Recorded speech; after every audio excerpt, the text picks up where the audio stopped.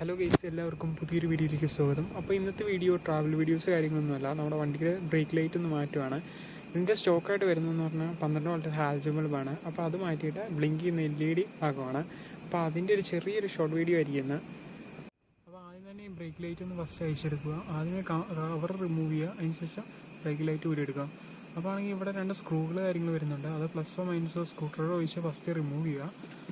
ഇപ്പോൾ നമ്മൾ സ്ക്രൂ കാര്യങ്ങളൊക്കെ ഊരിയിട്ടുണ്ട്. ഇനി ബ്രേക്ക് ലൈറ്റ് പയ്യെ പുറത്തേക്ക് എടുക്കുക.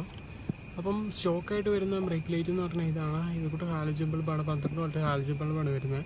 അപ്പോൾ ഇത് മാറ്റിയിട്ട് നമ്മളാണെങ്കിൽ LED ആക്കുവാണ് അപ്പോൾ നമ്മൾ ഇടാൻ പോകുന്ന LED എന്ന് പറഞ്ഞാൽ ഇതാട്ടോ, 12 വോൾട്ടിൻ്റെ ഈ LED ആണ് ഇടാൻ പോകുന്നത്. ഇത് ബ്ലിങ്ക് ചെയ്യുന്ന ടൈപ്പ് ആട്ടോ.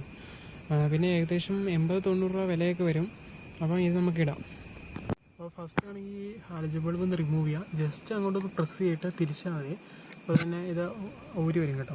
അപ്പോൾ ഇടുന്നതും അതുപോലെ തന്നെ നമ്മൾ ജസ്റ്റ് ഒന്ന് പ്രസ് ചെയ്യുക, എന്നിട്ടൊന്ന് തിരിക്കുമ്പോൾ അത് ഇടാൻ പറ്റും.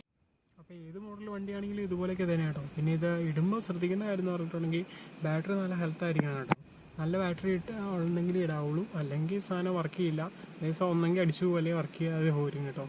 പിന്നെയാണ് എഞ്ചിനിൽ നിന്ന് ഡയറക്റ്റ് കണക്ഷൻ ബ്രേക്ക് ലൈറ്റേക്ക് വരുന്നെങ്കിൽ ഒരു കാരണവശാലും ഇട്ടേക്കില്ല കേട്ടോ. എഞ്ചിൻ റൈസ് ആവുന്നതനുസരിച്ച് ബൾബ് അടിച്ചു പോകും. അപ്പം ബാറ്ററിയിൽ നിന്ന് ഡയറക്റ്റ് കണക്ഷൻ ഉണ്ടെങ്കിൽ മാത്രമേ ഇത് യൂസ് ചെയ്യുള്ളൂ. പിന്നെ നമ്മൾ ഊരി പോലെ തന്നെ തിരിച്ചിടുക. 2 സ്ക്രൂ ടൈറ്റ് ചെയ്താൽ മാത്രം മതി. സംഭവം സെറ്റാണ്. സംഭവം പക്ക വർക്കിംഗ് ആണോ.